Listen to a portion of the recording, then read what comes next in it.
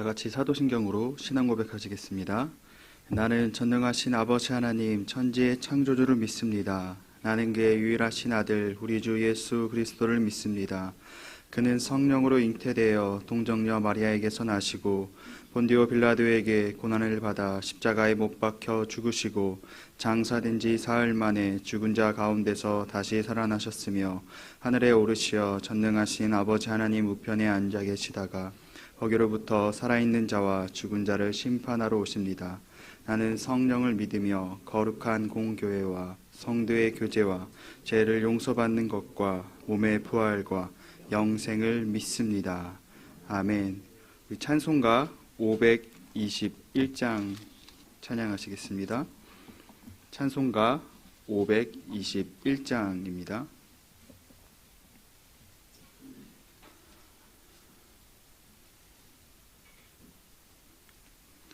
구원으로 인도하는 그 문은 참 좁으며 생명으로 인도하는 그 길은 참 험하니 우리 몸에 지워있는 그 더러운 죄짐을 하나 없이 벗어놓고 힘써서 들어갑시다. 구원으로 인도하는 그 좁은 문 들어가 영생으로 인도하는 그 생명길 갑시다. 이 세상에 많은 사람 큰 문으로 들어가 넓은 길로 갈지라도 멸망으로 끝나니 세상 헛된 부귀영화 모두 내어버리고 주의 말씀 순종하여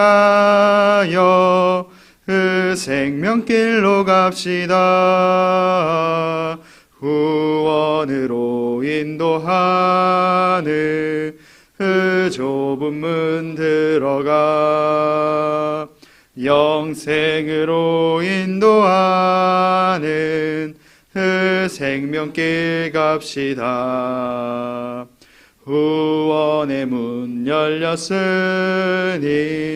주의 공로 힘입어 주저 말고 들어가서 생명길로 갑시다. 구원의 문 닫힌 후에 들어가고 싶으나 한 번 닫힌 구원의 문 또 열려지지 않으리. 구원으로 인도하는 그 좁은 문 들어가 영생으로 인도하는 그 생명길 갑시다. 아멘. 오늘 공동체 성경 읽기는 요한복음 9장 말씀입니다.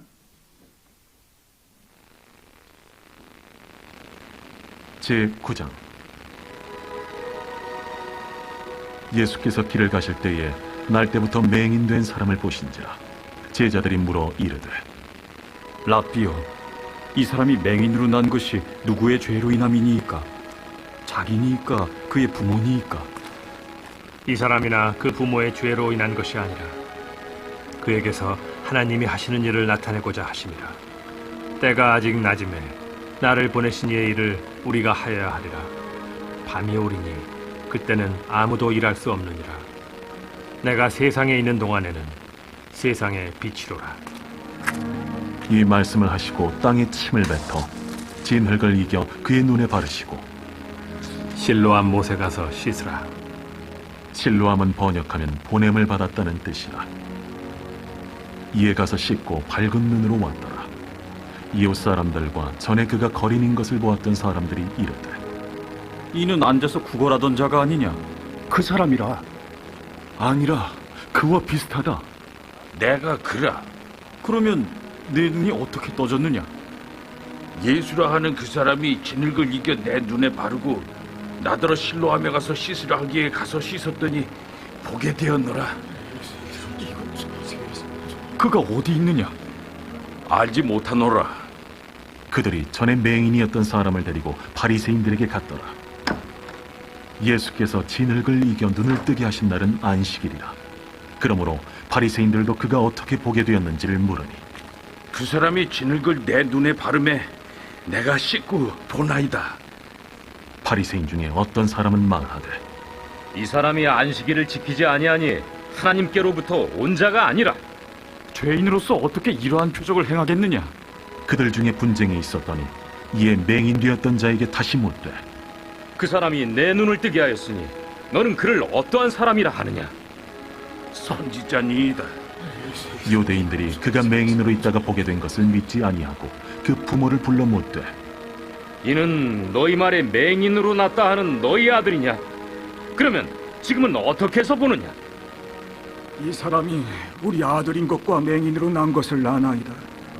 그러나 지금 어떻게 해서 보는지 또는 누가 그 눈을 뜨게 하였는지 우리는 알지 못하나이다. 그에게 물어보소서. 그가 장성하였으니 자기 일을 말하리이다. 그 부모가 이렇게 말한 것은 이미 유대인들이 누구든지 예수를 그리스도로 시인하는 자는 출교하기로 결의하였으므로 그들을 무서워함이로라. 이러므로 그 부모가 말하기를 그가 장성하였으니 그에게 물어보소서 하였더라. 이에 그들이 맹인이었던 사람을 두 번째 불러 이르되 너는 하나님께 영광을 돌리라. 우리는 이 사람이 죄인인 줄 아노라. 그가 죄인인지 내가 알지 못하나 한 가지 아는 것은 내가 맹인으로 있다가 지금 보는 그것이니이다. 그 사람이 내게 무엇을 하였느냐? 어떻게 내 눈을 뜨게 하였느냐? 내가 이미 일렀어도 듣지 아니하고 어찌하여 다시 듣고자 하나이까? 당신들도 그의 제자가 되려 하나이까? 그들이 욕하여 이르되 너는 그의 제자이나 우리는 모세의 제자라. 하나님이 모세에게는 말씀하신 줄을 우리가 알거니와 이 사람은 어디서 왔는지 알지 못하노라. 이상하다. 이 사람이 내 눈을 뜨게 하였으되 당신들은 그가 어디서 왔는지 알지 못하는도다. 하나님이 죄인의 말을 듣지 아니하시고 경건하여 그의 뜻대로 행하는 자의 말은 들으시는 줄을 우리가 아나이다. 창세 이후로 맹인으로 난 자의 눈을 뜨게 하였다 함을 듣지 못하였으니 이 사람이 하나님께로부터 오지 아니하였으면 아무 일도 할 수 없으리이다. 내가 온전히 죄 가운데서 나서 우리를 가르치느냐? 하고 이에 쫓아내어 보내니라. 예수께서 그들이 그 사람을 쫓아냈다 하는 말을 들으셨더니 그를 만나사 이르시되 내가 인자를 믿느냐? 주여, 그가 누구시오니까 내가 믿고자 하나이다. 내가 그를 보았거니와 지금 너와 말하는 자가 그이니라. 주여, 내가 믿나이다. 하고 절하는지라. 내가 심판하러 이 세상에 왔으니 보지 못하는 자들은 보게 하고 보는 자들은 맹인이 되게 하려 함이라. 바리새인 중에 예수와 함께 있던 자들이 이 말씀을 듣고 우리도 맹인인가? 너희가 맹인이 되었더라면 죄가 없으려니와 본다고 하니 너희 죄가 그대로 있느니라. 네. 오늘 우리에게 주시는 하나님의 말씀은 누가복음 13장 22절에서 27절까지의 말씀입니다. 누가복음 13장 22절에서 27절까지의 말씀입니다. 우리 말씀을 함께 읽겠습니다.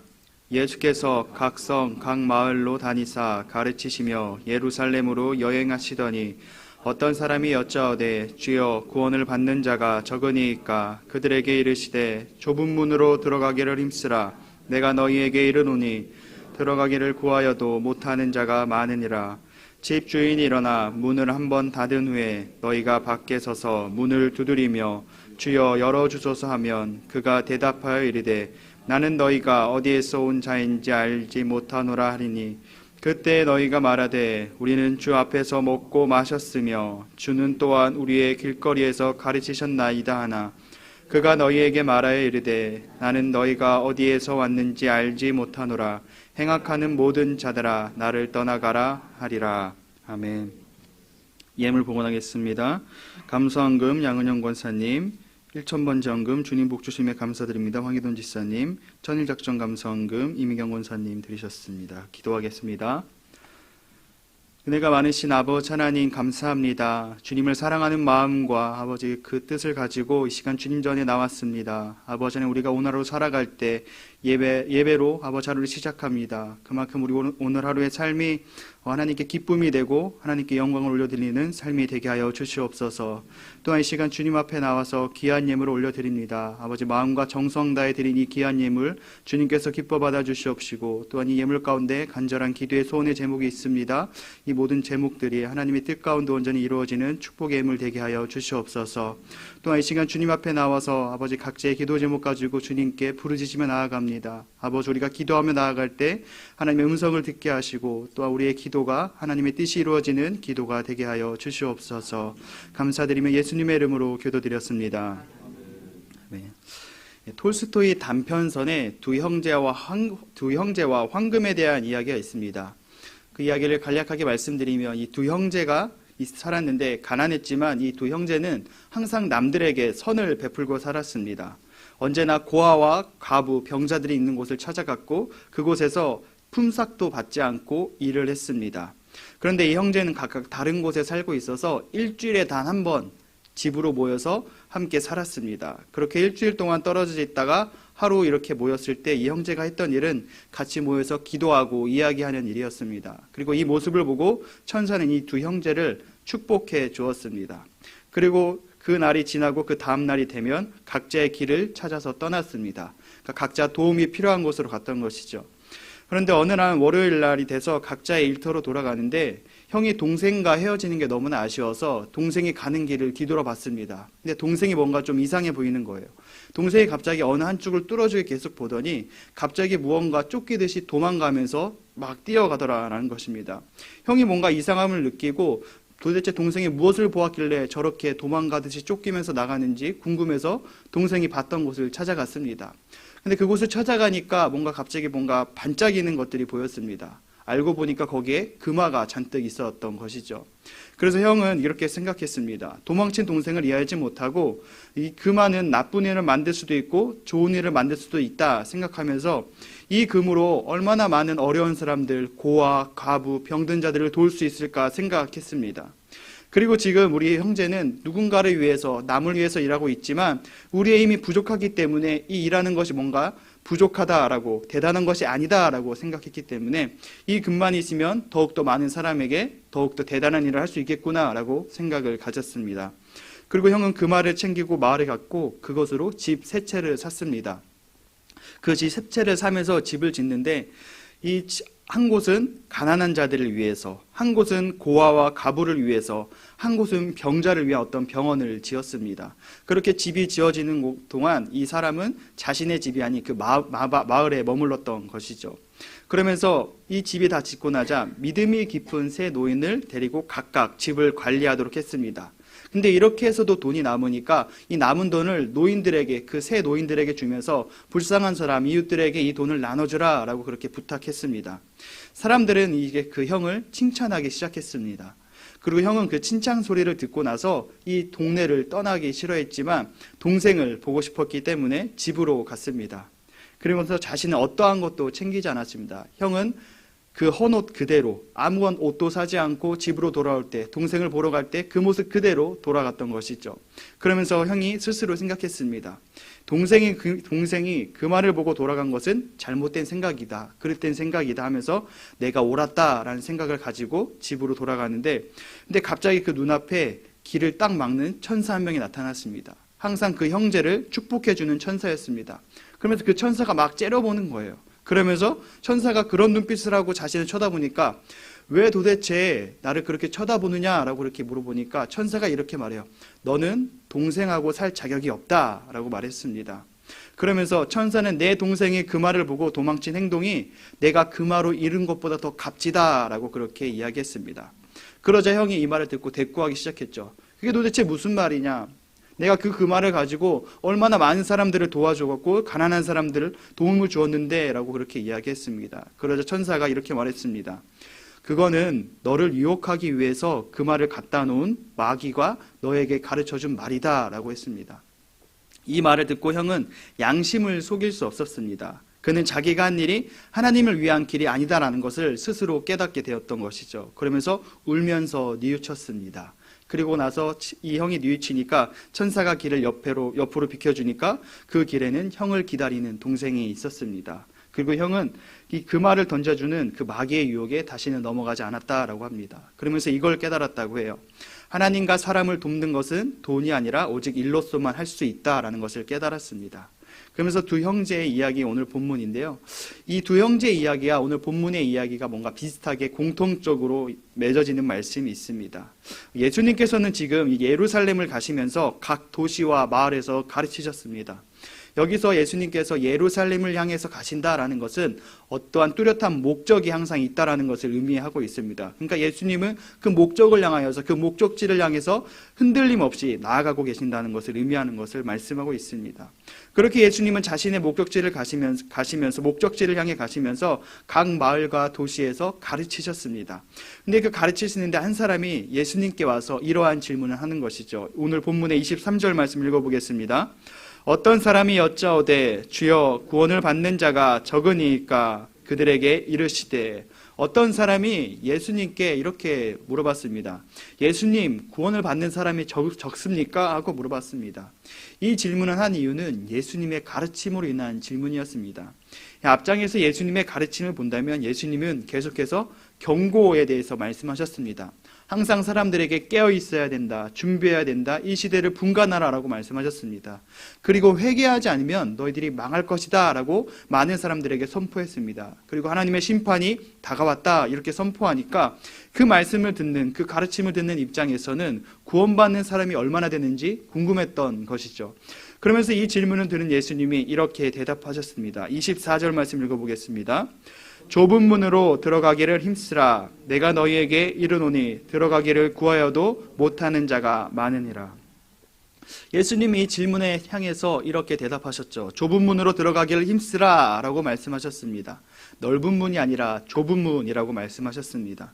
좁은 문으로 들어가려고 하는 사람은 없습니다. 하지만 좁은 문으로 들어가기를 힘쓰라 라고까지 말씀하고 있습니다. 이 힘쓰라는 것은 뭔가 열심히 노력해야 된다는 것을 의미합니다.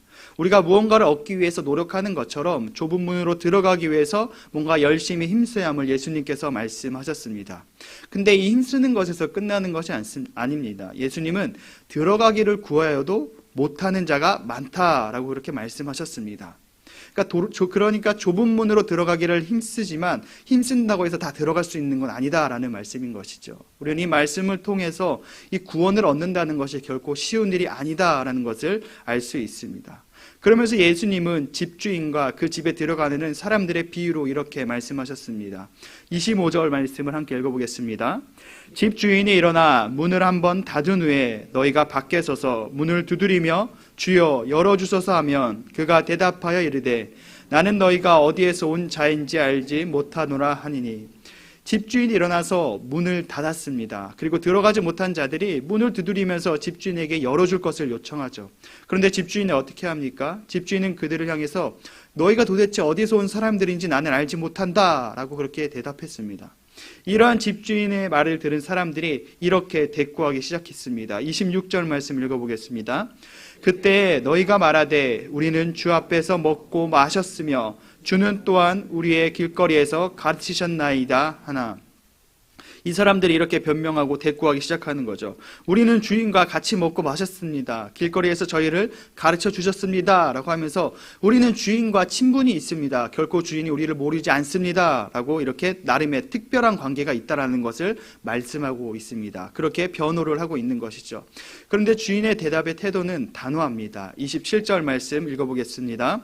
그가 너희에게 말하여 이르되 나는 너희가 어디에서 왔는지 알지 못하노라.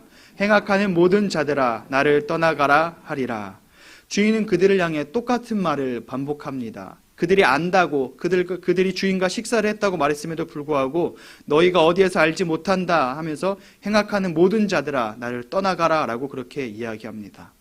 예수님께서 하신 이 말씀과 오늘 서두에 이야기한 두 형제와 황금 이야기에는 공통점이 있습니다. 첫 번째 공통점은 무엇이냐면 착각이라는 것이죠. 형은 자신이 주운 그 말을 가지고 많은 사람들을 도와주었기 때문에 자신이 옳은 일을 했다라고 생각했습니다. 하지만 천사는 오히려 그 말을 가지고 그 말을 보고 도망친 동생이 옳았다라고 말했습니다. 이건 뭐냐면 형의 착각이었다라는 것이죠. 또한 예수님은 말씀에 비유하신 집에 들어가지 못한 자들에게 그들은 스스로가 우리가 집주인을 알고 있다라고 생각했습니다. 그래서 그들은 당연히 집 안에 들어갈 수 있을 거라 생각했지만 그것은 그들의 착각이었습니다. 이 동통점, 서로 자신들이 옳다고는 서로 자신들이 주인을 알고 있다는 그런 착각 속에 빠진 모습을 볼 수 있습니다. 두 번째 공통점은 뭐냐면 바로 위선이다라는 것이죠. 형은 하나님을 위한다고 했지만 결국 자신이 주운 그 말을 마치 자신의 재산인 듯처럼 베푸는 것처럼 행동했고 사람들의 칭찬에 도취되었습니다. 마치 자신이 의인인 것처럼 스스로 생각했더라는 것이죠. 그러니까 겉으로는 하나님의 일을 하는 것처럼 했지만 그 속은 자아도취 속에 빠져버렸던 것이 바로 형의 모습이고 위선의 모습이었습니다. 예수님의 비유에서도 이 사람들은 주인을 안다고 말했지만 똑같이 형의 어떤 모습과 똑같았던 것이죠. 자신들은 주인과 식사를 했던 것만큼 무언가 친밀한 관계가 있다고 스스로 생각했습니다. 근데 그것은 그저 겉모습으로만 드러나는 관계였을 뿐이었습니다. 그러니까 진정으로 그 주인과 진정으로 하나님과의 관계가 없었다라는 것이죠. 쉽게 얘기하면 우리가 누군가에 대해서 듣고 아는 것과 그 사람과 직접 대화를 나누고 교제를 하면서 알게 되는 것이 차이가 있듯이 이들이 알았던 것은 하나님에 대해서 알았던 것이지 하나님을 알지 못했다라는 것입니다. 오늘 두 형제와 오늘 비유의 말씀을 통하여서 우리가 착각과 위선이라는 공통점을 보게 됩니다. 만약 우리가 나중에 천국문 앞에 섰을 때 갑자기 천국문이 열리지 않는다면 기분이 어떨까요? 그러면서 오랜 시간 동안 신앙생활을 했는데 문이 열리지 않아서 문 좀 열어주세요 라고 그렇게 요구하고 외치고 있는데 문을 두드렸는데 갑자기 나는 너를 모른다라는 소리가 들린다면 참으로 황당하고 당황스러울 것입니다. 예수님께서 오늘 말씀해 주신 것은 또 하나의 경고이면서 어떻게 하면 천국에 들어갈 수 있는지를 말씀해 주고 있는지를 알 수 있는 말씀입니다. 오늘 말씀 예수님 비유의 마지막에 27절에 집에 들어가지 못하는 자들을 향해서 행악하는 자들아 라고 하면서 책망을 하셨습니다. 이 행악하는 자들은 곧 불의를 행하는 자들을 의미합니다. 불의를 행하는 자들의 반대말은 바로 의인이라는 것이죠. 이 의인이라는 것은 무엇이냐면은 예수님과 올바른 관계에 서 있는 사람을 바로 의인이라고 합니다. 구원의 길로 가기 위해서 우리가 힘써야 하는 것은 바로 진정한 관계다라는 것이죠. 피상적인 관계, 그냥 눈에 보여지는 그러한 관계가 아니라 예수님과 진정하고 참된 관계를 이루는 것이 중요하다는 것을 오늘 예수님은 말씀하고 있는 것입니다. 진정한 구원을 이루기 위해서는 우리는 날마다 하나님과 올바른 관계가 되기 위해서 힘써야 합니다. 그것이 좁은 문이고 그것이 구원의 문인 것이죠. 오늘 하루 살아갈 때 하루하루 좁은 문을 향해 힘쓰는 그러한 삶이 되시기를 축복합니다. 우리 이 시간 한 주간의 기도 제목 함께 읽고 각자의 기도 제목 가지고 기도하도록 하겠습니다. 믿음으로 인한 축복의 삶으로 역사하소서. 새 달에 넘치는 은혜를 부어주소서. 다음 세대가 부흥하게 하소서. 환우들에게 치유를 더하소서. 오늘 말씀을 기억하면서 하나님 우리가 구원에 힘쓰는 그러한 삶이 될 수 있게 해달라고 또한 한 주간의 기도 제목 가지고 우리 각자의 기도 제목 가지고 간절하게 주여 세 번 외치고 다 같이 기도하도록 하겠습니다. 주여 주여 주여 은혜가 많으신 아버지 하나님 감사합니다. 아버지 이 새벽에 주님을 사랑하는 그 마음 가지고 이 가운데 나왔습니다. 아버지 하나님 우리가 날마다 더욱더 하나님을 사랑하는 삶이 되게 하여 주시옵소서. 우리가 날마다 더욱더 하나님과 그 친밀한 관계 속에 들어가는 삶이 되게 하여 주시옵소서. 아버지 하나님의 뜻대로 사는 것이 하나님과 친밀한 관계로 맺고 사는 것이 그것이 좁은 문임을 깨닫게 하시고 우리가 그것에 들어가기를 힘써서 우리가 끝내 온전한 구원을 이루며 내려가는 삶이 될 수 있도록 주님께서 우리들의 삶을 붙잡아 주시옵시고 우리가 날마다 항상 하나님을 기억하며 살아가는 삶이 되게 하여 주시옵소서. 아버지 하나님, 우리가 믿음으로 인한 축복의 삶으로 살아가기를 간절히 소망합니다. 우리가 믿음으로 행하며 살아갈 때, 우리가 믿음으로 담대하며 나아갈 때 놀란 하나님의 축복이 예비되었다는 것을 기억하면서 우리가 믿음으로 인한 축복의 삶으로 살아가고 온전히 그 역사가 우리 삶에 온전히 나타나는 삶이 될 수 있도록